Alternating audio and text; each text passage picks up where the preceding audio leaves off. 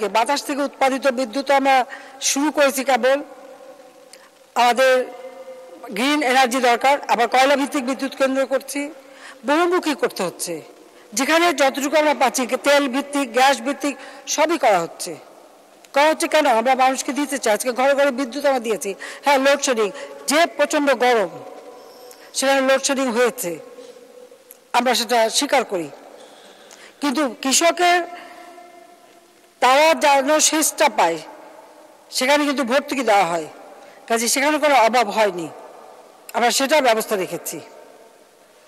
আর হ্যাঁ, আমি এটা আমাদের বিদ্যুৎ প্রতিমন্ত্রীকে বলছিলাম যে 1000 মেগাওয়াট বা 2000 মেগাওয়াট যেদিন লোডশেডিং হবে, আমরা আমার গ্রামে লোডশেডিং আর দেবে না, দেবা গুলশান, বাড়িধারা, বনানী, বড় লোকদের জায়গায়,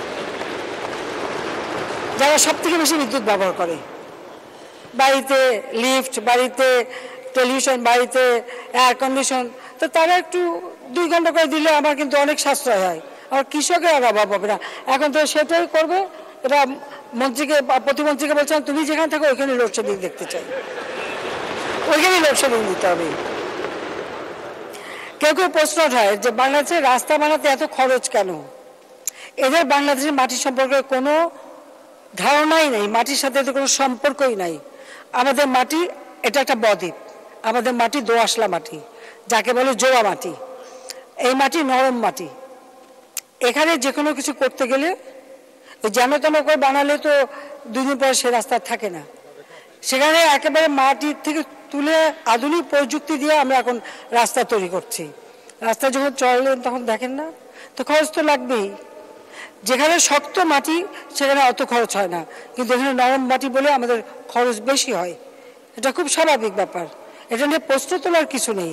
কিন্তু আমরা 15 বছরে যে পরিমাণ কাজ করতে পেরেছি, ওই 21 বছর আর তারপরে ওই 8 বছর, এই 29 বছরে কি কেউ কাজ করতে পেরেছে? পারে নাই, পারবেও না। কারণ প্রজেক্ট দিয়েই তো আগে টাকা খাওয়া, আর আমরা প্রজেক্ট শেষ করে ছাড়ি, ওখানে টাকা খাওয়ার কোনো সুযোগ নাই।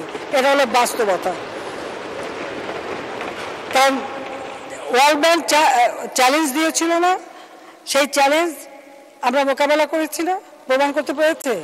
হ্যাঁ, কিছু জিনিস আপনারা তৈরি করে রেখে গেছেন, সেই জিয়ার আমল থেকে যে বললাম না, কালচার একটা তৈরি করে রেখেছেন, সেটা তো কিছু আছে, সেখান থেকে যেভাবে উত্তরণ ঘটা যায় সে চেষ্টাও আমাদের আছে।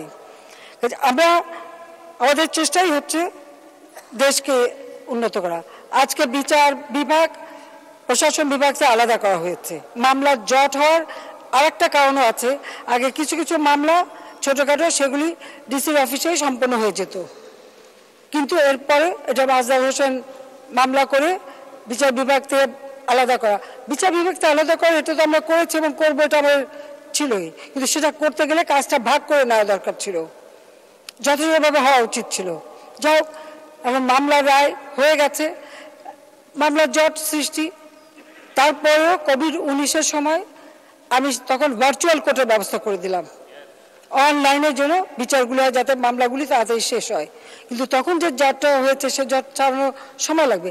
আমরা বিচারক নিয়োগ দিচ্ছি, নতুন নতুন আদালত ভবন করে দিচ্ছি, বিচার বিভাগকে সম্পূর্ণ স্বাধীন করে দিয়েছি। বিচার বিভাগ আর্থিকভাবে দায়বদ্ধ ছিল, আর্থিকভাবে সংযুক্ত ছিল প্রধানমন্ত্রী দপ্তরে, সেখান থেকে সেটা আলাদা করে তাদেরকে সম্পূর্ণ আর্থিক সক্ষমতা দিয়েছি।